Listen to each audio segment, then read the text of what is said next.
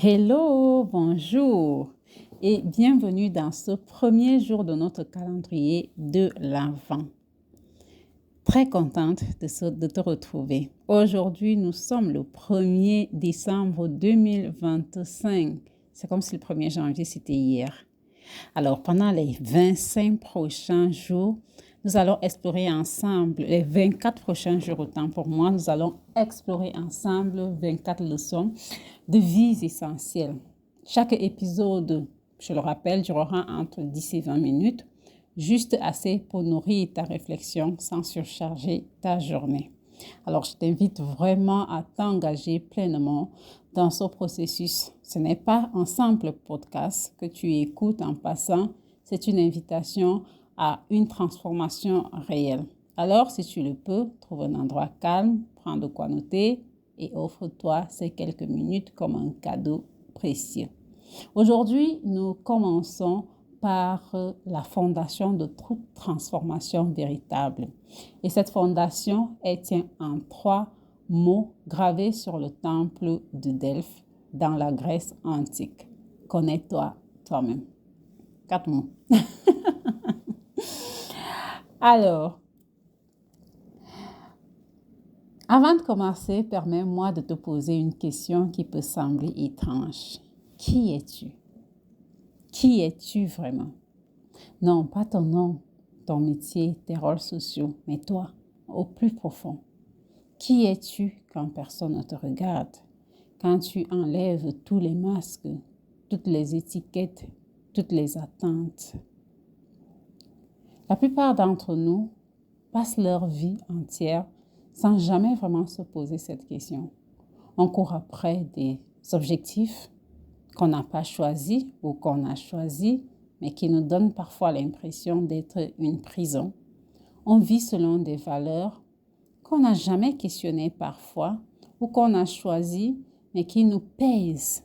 On réagit de manière automatique à des situations sans comprendre pourquoi. Et puis un jour, on se réveille avec une sensation étrange, celle de vivre la vie de quelqu'un d'autre. Comme si on était un acteur jouant un rôle qu'on n'a pas vraiment choisi, pour lequel on n'a pas auditionné. Je vais te partager quelque chose de personnel.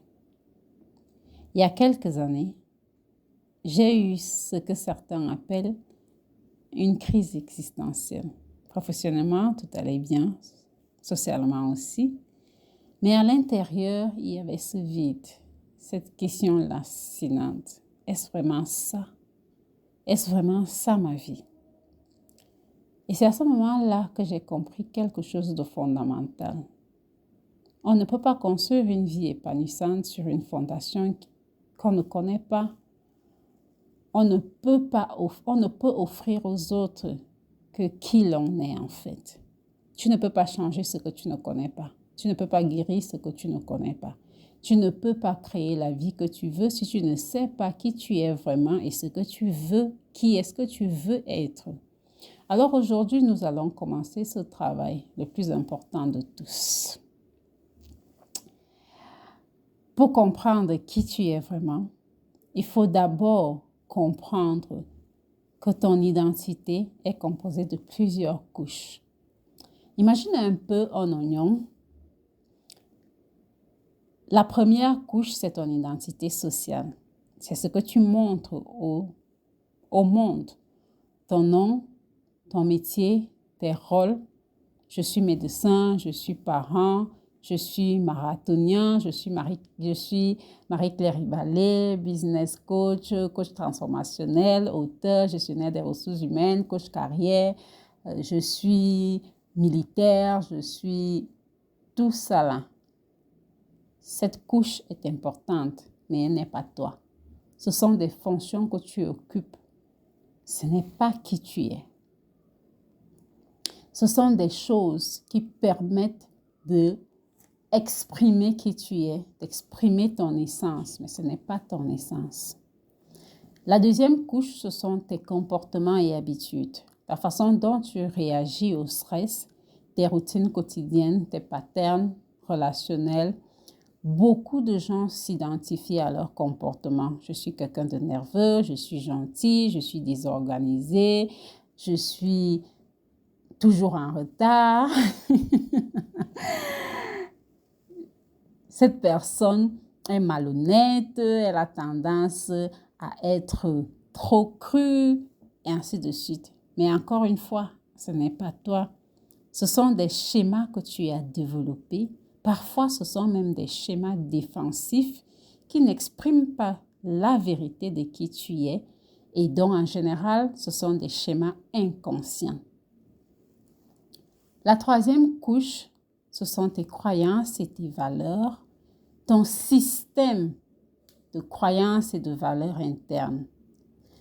Ce que tu penses, comment tu perçois les choses, ce que tu penses être vrai sur le monde, sur toi-même, sur les autres.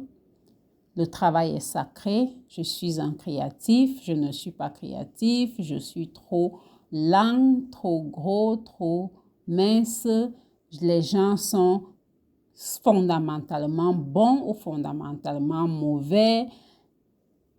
Les Betty aiment l'alcool. Oui, je suis Betty et ce n'est pas totalement vrai. Tous les Betty n'aiment pas l'alcool. Vous voyez, c'est une croyance. Et ainsi de suite. Ce sont des croyances. Ces croyances dirigent ta vie.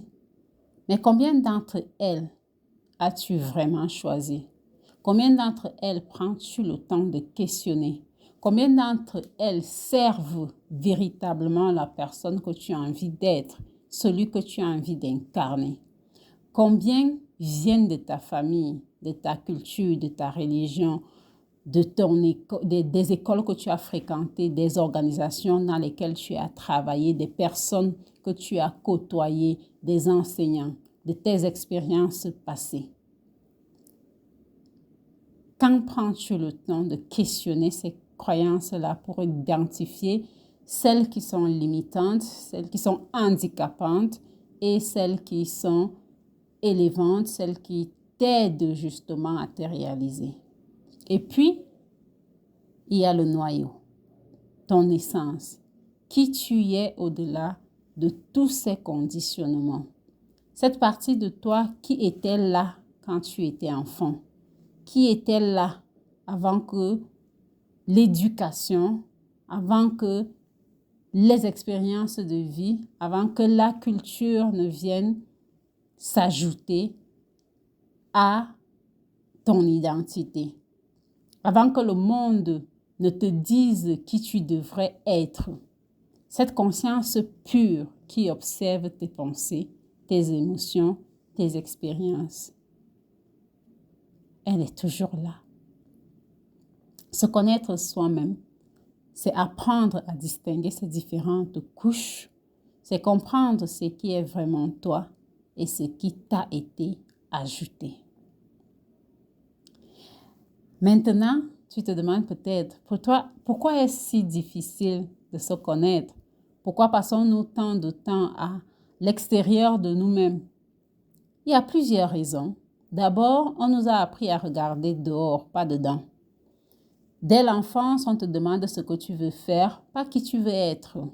On valorise la performance, les résultats externes, ton bulletin de notes, tes trophées, ton rang, ton salaire, ce que gagnent tes parents. Personne ne te demande comment te sens-tu dans ton cœur aujourd'hui. Qui est-ce que tu as envie d'être demain? Ensuite, regarder à l'intérieur peut faire peur. Parce qu'on y trouve des choses qu'on a enfuies, des choses qu'on a fuies, des choses qu'on n'a pas envie de revoir, des émotions qu'on a réprimées, des parts de nous qu'on a rejetées parce qu'elles n'étaient pas acceptables. C'est plus facile de rester occupé, distrait, que de s'asseoir avec soi-même, en face à face avec soi-même, une conversation avec soi-même pour aller au fond des choses peut parfois nous donner l'impression de nous briser. Et enfin, il y a le regard des autres. On a tellement peur d'être jugé, rejeté qu'on construit des personnages, on porte des masques, On devient tous des personnes qui se ressemblent, qui font la même chose, qui portent la même chose, qui pensent la même chose, qui disent la même chose, qui pensent pareil, qui s'expriment pareil, qui font les mêmes choses. Au début, c'est conscient parce qu'on a envie de rentrer dans un moule. On fait l'effort de faire comme les autres. Oui, quand à Rome, habille-toi comme les Romains. Puis avec le temps, on oublie qu'on porte un masque. On oublie qu'on est rentré dans un rang. On oublie qu'on a fait comme les autres. Et on finit par croire qu'on est le masque. On finit par croire que c'est nous. Mais voici la bonne nouvelle. Il n'est jamais trop tard pour enlever le masque. Il n'est jamais trop tard pour aller au fond de soi, pour un face-à-face, pour un tête-à-tête avec soi.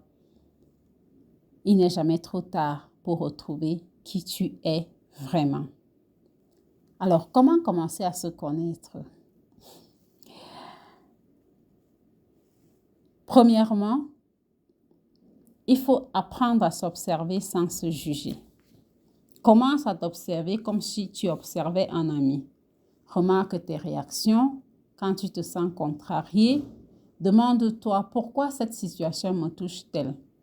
Quand tu te sens joyeux, demande-toi qu'est-ce qui en moi répond à cela. Ne juge pas, n'analyse pas tout de suite, observe simplement comme un scientifique bienveillant qui étudie un phénomène fascinant. Et ce phénomène fascinant, c'est toi. Et il n'y a rien de plus important à connaître qui soit sur cette terre que pour toi-même que toi. J'ai dit qu'il soit sur cette terre, qu'il soit un être créé, voilà, et qu'il ne soit pas Dieu vivant, voilà. Donc, un être créé, quelque chose de créé, il n'y a rien de plus fascinant à connaître en ce qui te concerne que toi-même d'abord. C'est parce que tu auras donné du temps pour te connaître toi que ce sera plus facile pour toi de connaître les autres et de te connecter aux autres parce que tu vas te connecter à eux dans la vérité de qui tu es. Deuxième chose que tu peux faire, c'est te poser certaines questions de manière régulière. Qu'est-ce qui me met vraiment en joie? Qu'est-ce qui me fait me sentir en vie? Dans quelles circonstances j'ai le plus l'impression d'être moi-même? Quelles sont les situations où je perds mon énergie, où j'ai l'impression qu'on est en train de me drainer, qu'on est en train de sucer mon énergie? Et quelles sont les situations où j'ai l'impression qu'on est en train de me nourrir d'énergie?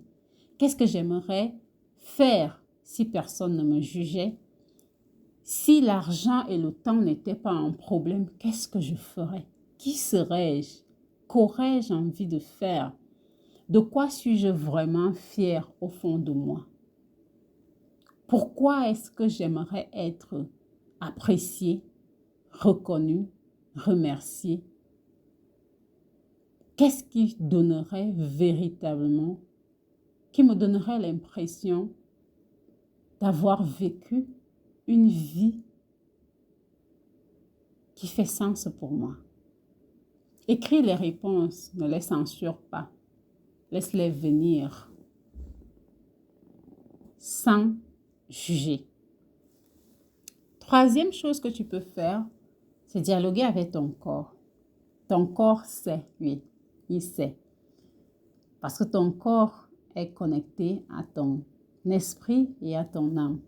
Il te parle constamment, mais on a désappris à l'écouter. On a appris à ne pas l'écouter ou à n'écouter que lui sans écouter les autres parties qui le renseignent. Cette tension dans tes épaules, ce nœud dans ton ventre, cette légèreté dans ta poitrine, tes jambes qui ont envie de sauter tout seul, qui ont envie de danser, ce sourire qui transforme totalement ton être et donne l'impression à ceux qui te regardent que tu es illuminé de l'intérieur. Ces situations qui te donnent envie de pleurer et tu ne sais pas pourquoi. Ces autres qui te donnent envie de hurler et tu ne sais pas pourquoi. Ce sont des messages. Apprends à les écouter, apprends à les décoder, car ils t'informent sur la vérité de qui tu es. L'autre chose que tu peux faire, c'est explorer tes ombres. Les parts de toi que tu rejettes, que tu as tendance à ignorer, à faire comme si elles n'existaient pas, dont tu veux te distancer, que tu trouves inacceptables, ta tendance à te mettre en colère, ta tendance à faire preuve de paresse, ton besoin d'attention, tes peurs, tout cela fait partie de toi. Ces choses qui te donnent l'impression que tu as honte de toi-même, tout ça fait partie de toi. Et tant qu'elles restent dans l'ombre, elles dirigent ta vie depuis les coulisses, elles dirigent ta vie de manière inconsciente. Tu fais comme si tu les ignores, mais elles ne t'ignorent pas. Elles trouvent un moyen de s'exprimer et de diriger tes décisions, tes pensées, tes émotions, tes choix. La connaissance de soi, c'est aussi accueillir ces parts rejetées pour réconcilier tout ton être et devenir un, redevenir un entier.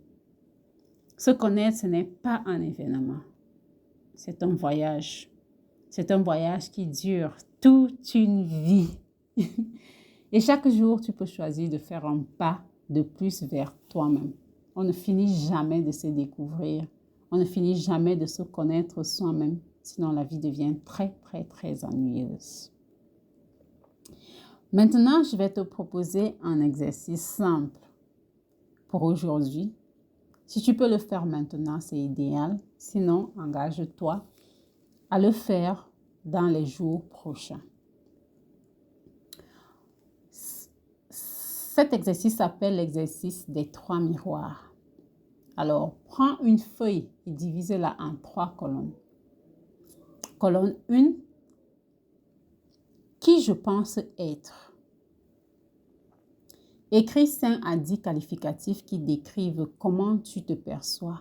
Par exemple, ambitieux, timide, créatif, impatient, bienveillant. Sois honnête, c'est juste pour toi. Qui est-ce que tu penses être? Deuxième colonne, qui les autres pensent que je suis? Maintenant, essaye de voir à travers les yeux des autres. Tu peux même leur poser des questions. Comment les gens qui te connaissent bien te décriraient-ils? Parfois, il y a un décalage intéressant entre comment on se voit et comment on est perçu. Et colonne 3, qui je veux devenir. Ici, rêve un peu. Si tu pouvais incarner la meilleure version de toi-même, quelle qualité aurais-tu? Je ne suis pas en train de parler de une star que tu as vue à la télé, un mentor que tu as vu et tu te dis, je veux ressembler à cette personne. Non.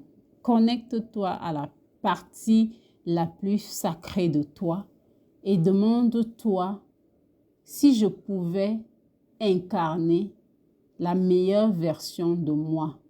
Quelle serait cette personne aujourd'hui? Quelles seraient les qualités que cette personne-là aurait? Comment te comporterais-tu? Comment te sentirais-tu? Une fois que tu as rempli ces 3 colonnes, regarde-les, observe-les bien, regarde les similitudes, regarde les différences. Où y a-t-il des contradictions? Où y a-t-il de l'alignement? Et surtout, pose-toi cette question. Dans quelle colonne je me retrouve véritablement? Dans quelle colonne je me retrouve véritablement? Souvent, on découvre qu'on vit dans la colonne 2, qu'on se juge avec la colonne 1 et qu'on aspire à la colonne 3. On n'est jamais véritablement donc soi, mais